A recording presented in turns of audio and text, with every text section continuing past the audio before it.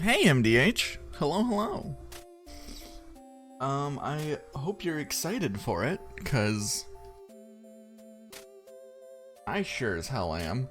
I've been following this game on Twitter for quite a while now. Also, it's very quiet on this title screen. Uh and it came out literally yesterday. And I was like, "Oh, that's perfect. We just finished what we were playing." So, what more could you ask for? Let's open our settings. Make sure that we got things right. Okay, cool. But yeah, I don't know, that's about it. I followed this. It looks like a really dope looking, like, classic style adventure game, visual novel-y, mystery type situation. I think, I could be wrong, I think this is out on consoles too, but I bought it on Steam. I'm not too sure if it's out on consoles or not. I know it came out yesterday because I got the email from like, hey, game on your wish list is finally out. And I'm like, oh, cool. I've been, so I've been super excited for this game, following the developers for quite a while now. And I'm happy to see that it's out. Hey, Steech, hello. Welcome. I'm just kind of like introducing the very little I know about this. I tried, despite following the developers, to know as little as possible, because it is like a mystery type deal. And I like the spookiness that it's going for and all that. It just looks super dope. I love the retro aesthetic it's going for. It's got such a cool, like, originally I found it through the art style. But yeah, no, I'm excited. I'm super excited. Let's dive into it. Can I play this as a controller, I wonder? One second, let me see if I can get my controller connected. No. Okay, that's fine. It was worth a shot.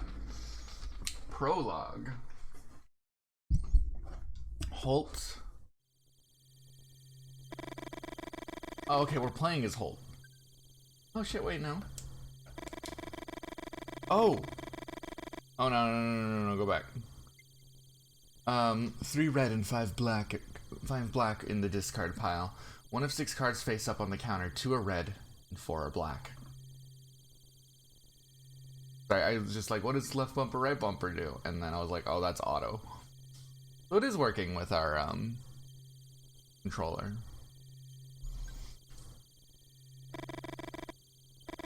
So 5 red and all, and 9 black. You have no more moves. You have to bet now. What? Go for a red card. With so many black cards drawn, it feels natural to choose red. Numbers should be on your side. Even though you've already chosen, you decide to stay away from the counter. You can't bear losing again. Think of your grandma Elise trying to win at solitaire for over 60 years. You take a deep breath and keep sweeping. Elise has been paralyzed from the waist down since she was 21. Your mom was only 2 months old. In the winter Elise taught you to play solitaire, your parents and sister had already been dead for almost a year, and you'd already begun to forget their faces.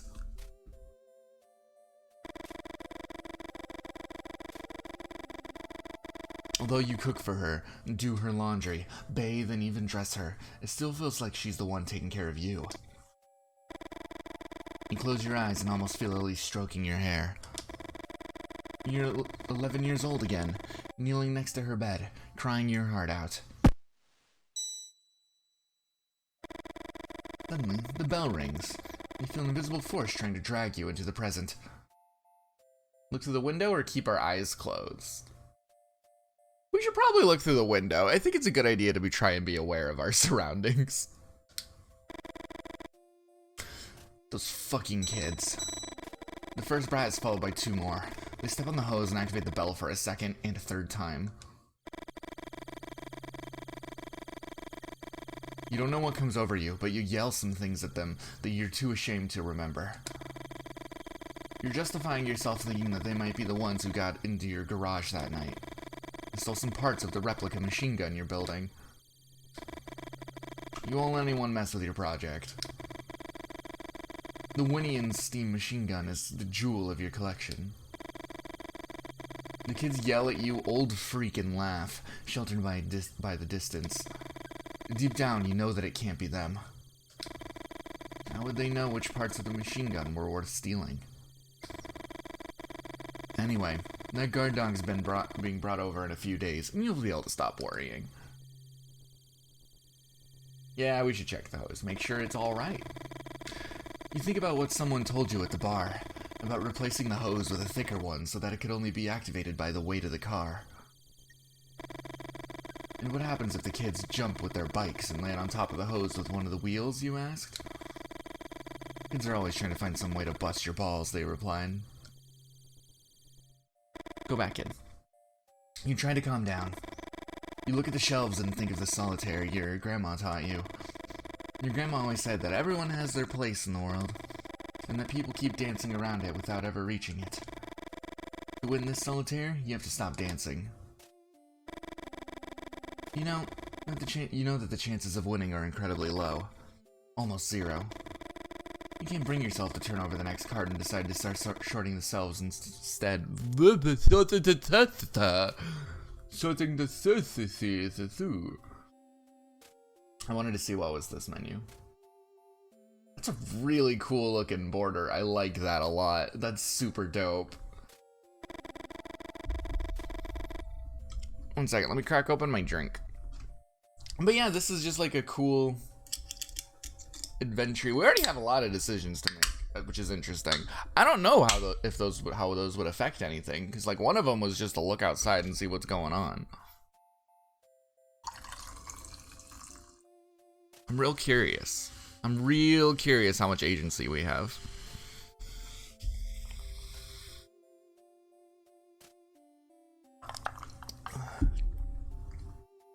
Apparently this game isn't too long. That's alright.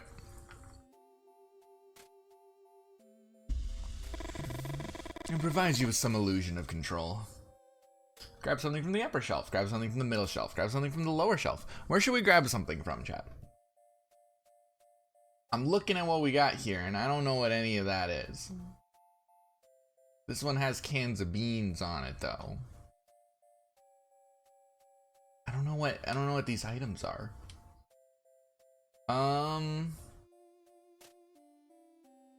Oh, this is probably not that big of a deal. Let's grab something from the lower shelf. Oh, okay, we're just organizing things. Yeah, but, hey Palladino, hello, welcome. This is, Mothmen, 1966. This is a indie game. I think it's indie? Pretty sure it's indie. I don't know what else it would be. This is something I've been, like, super following for, like, a long-ass time ago. Not for a long-ass time, but for quite a while on, Steam, and it came out yesterday. I've been following the devs on Twitter and stuff, it came out yesterday, which was, like, perfect timing, because we just beat what we were playing. And I was super excited for it. Oh, I see. I see how this controls. Okay, cool. Easy peasy.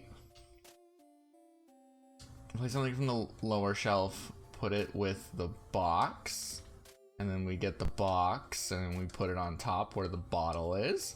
But I'm super excited. It's like a mystery type deal, and it looks really cool. It looks super cool. I'm super excited for it. There we go. We're literally just organizing. I don't know why I put so much thought into this. Check shelves. Good. One type of product on each shelf. Achievement unlocked. Illusion of control. Thank you.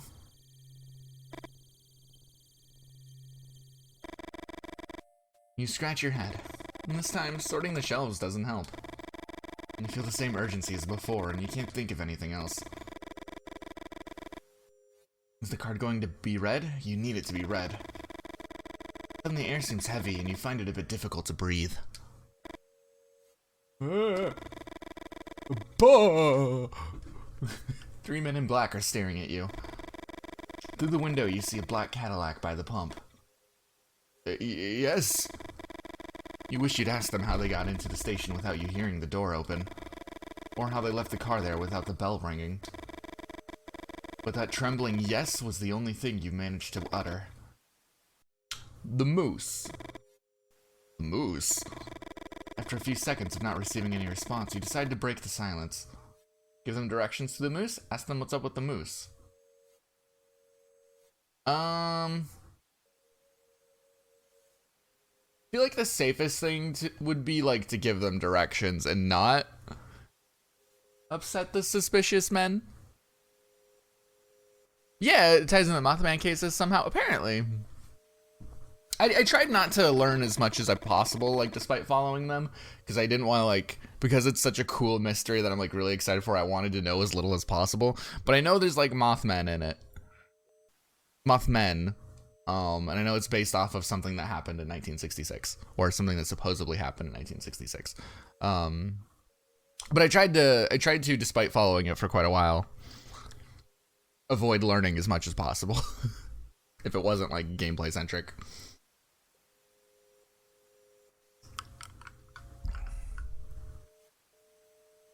Continue straight until the first crossroads and turn right. After a while, you'll see a bar past the barn with the painted cross. You can't miss it. None of the men in black open their mouths. Every second that passes, the smile in your face feels more and more ridiculous. The moose. You bought a woman whiskey. You don't know if it's the right move, but you try to relax and be more friendly. Do you know of a more effective way to socialize? You told her the dream about your grandma. A chill runs through your body. It's been a few weeks since that night. And even though you had a good time with Martha and have no regrets, something about the way these men in black ask their questions makes you uneasy. What do you want to know? Granny in the forest. One of the men farther back lets out a cracking noise. You look at him, believing he's laughing, but the man in black's expression doesn't change. Ask them why they know. Why they want to know. Yeah. No one answers. Like they're waiting for another response. Tell them about her dream. My grandma's been bedridden for over 60 years, but in the dream I saw her running through the woods. Start from the beginning. And don't omit any details. You don't know if it's the way they look at you, or because of a certain authority in their voice, but you tell them everything about the dream. 5 or 6 weeks ago, you woke up in the middle of the night, certain that something had happened to your grandma.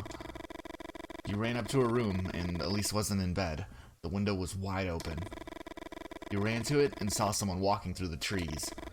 It was her, and she was holding a rifle of the kind your ancestors would have carried it in the Civil War. You tried to call out to her. Your grandma started running, and shot 2 or 3 times into the blackness of the forest. You were about to go down to find her when a winged figure with glowing red eyes appeared in front of the window and screamed. You stumbled backwards, and after hitting your head on the bedpost, you lost consciousness. You woke up in your bed and remember the dream almost instantly. You went up the stairs 2 at a time and opened the door to her room. Your grandmother slept peacefully on the bedside table with the glass of milk you bring her every night, and the deck of cards she uses to play solitaire. During the days that followed, you tried to convince yourself that it had all been a dream, even though you couldn't explain where the little stitches at the base of your skull had come from. After a few seconds, one of the men in black speaks again. The spots on her legs predate her birth, Holt. What? What is he talking about? Is he referring to the dozens of moles on your grandma's legs? What do they mean by saying those spots predate her birth? Elise always makes the same joke when you sponge her calves. Be thankful that you have to clean my legs and not my grandfather's. According to what she told you, her granddad had been shot dead by an experimental weapon early in the Civil War when his legs were ripped to shreds. The Winnin steam gun, son. A machine gun that doesn't appear in any book. You think about the replica you were putting together in the workshop, and you wonder if it was the men in black who had stolen those pieces. You're not telling anyone else about this visit, Holt. You start to complain when one of the men in black picks up a card from the counter. The top card of the deck! crunch horrifies you. The teeth of the man in black seem to tear more than simply paper.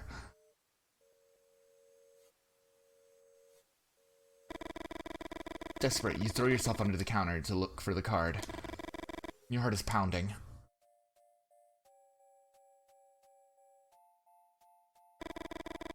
You look out the window and you don't see the Cadillac. This man just comes in, asks us to tell him a story, and then fucks up our game. What an asshole. You walk where the car was parked a few moments ago. You step on the hose. And the bell rings. What the fuck? Jack of diamonds. Red, I knew it. You think about the edge of the Men in Black tore off. And you remember the noise he made when he chewed it. Was it a threat? A warning? You wonder if you should tell your grandma everything that happened, or just keep your mouth shut. You keep playing solitaire with a marked card.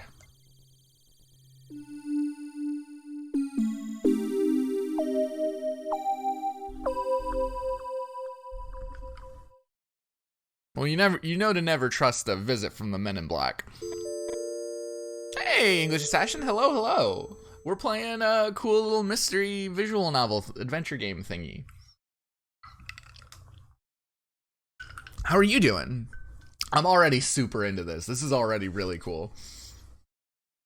Welcome, welcome. This is cool. This is a really cool game so far. We just beat the prologue. Chapter 1. We're going to be playing as Lee. Let's move this cursor out of the screen. Hide it under my finger. What's wrong? I told you, it's nothing. That damn pause again. There's something she's not saying. The Mustang purrs. You shake your head, feeling sad inside. The sound of an engine hides no secrets. Yeah, this art style's so cool. That's how I originally found it, like, a while ago. It came out yesterday, but I've been following the development of it on Twitter for a bit now.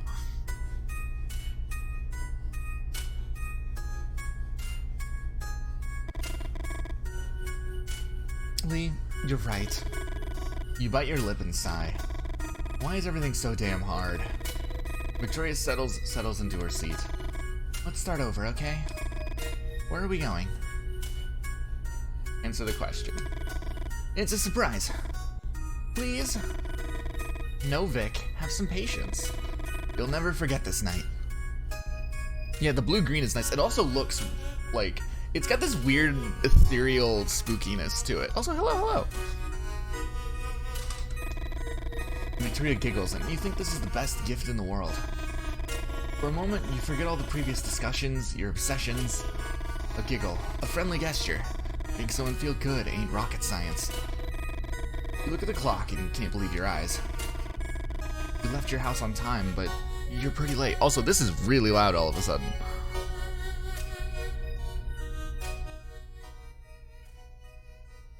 It was really quiet up till this point, which is why I had it like kind of cranked up.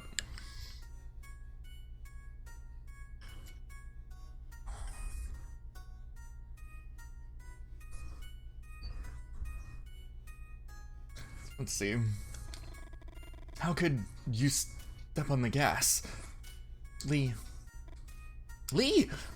You scratch the side of your head. Wow, you really hate being told how to drive. Lee. Why doesn't she just tell you to slow down? You take your foot off the gas. Thanks. You're trying your best. You really think Victoria could be the one?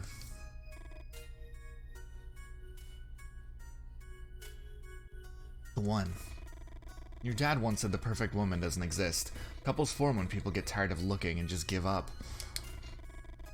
You remember your mother's rants, all those women's names she rattled off as they were part of an endless grocery list. You won't end up like him. Anything but that. You try to smile and force yourself to be more cheerful. You want a clue? Yes. Victoria looks into your eyes, and you feel a warmth in your face that takes you by surprise. You felt the same thing the first time you saw her in college. You keep looking at her for a few seconds that seem like forever. What, do I have a booger? Where? You can't help laughing out loud and have a hard time containing the urge to kiss her. Give her a clue about the origin, give her a clue about the date, give her a clue about the myth. Let's give her a clue about the myth.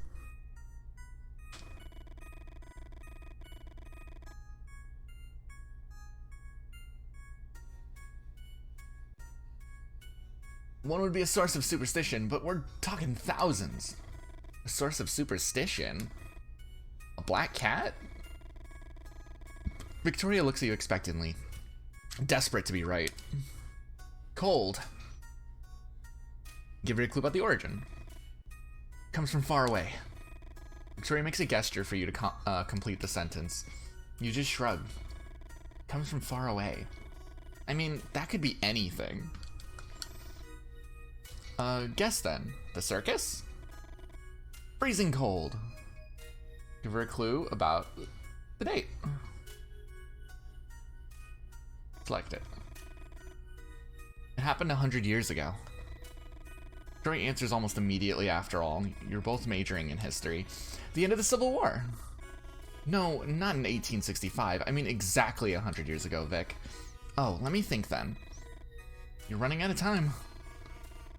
There was a cholera outbreak in 1866, right? No.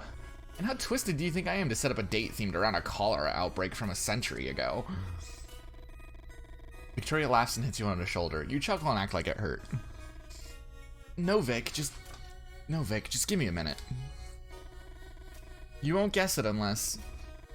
You reach out to open the glove box and Victoria grabs your wrist. Better leave it to me. Victoria opens the glove box and examines its contents. A folder, a box, a flashlight. What are you looking for exactly?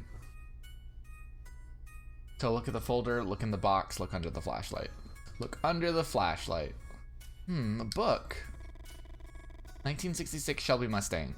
The car handbook? No, not that. What else? Look at the folder. She opens the folder and examines the documents. Some papers, insurance details. Do you want me to read some of this? You shake your head. Look in the box. Victoria takes out the box and opens it. Let's see what you've been hiding. You think about saying something, but you instantly regret it and keep your mouth shut. Spare change, a lighter, a pack of cigarettes. Nothing to worry about, I reckon. Keep looking, please.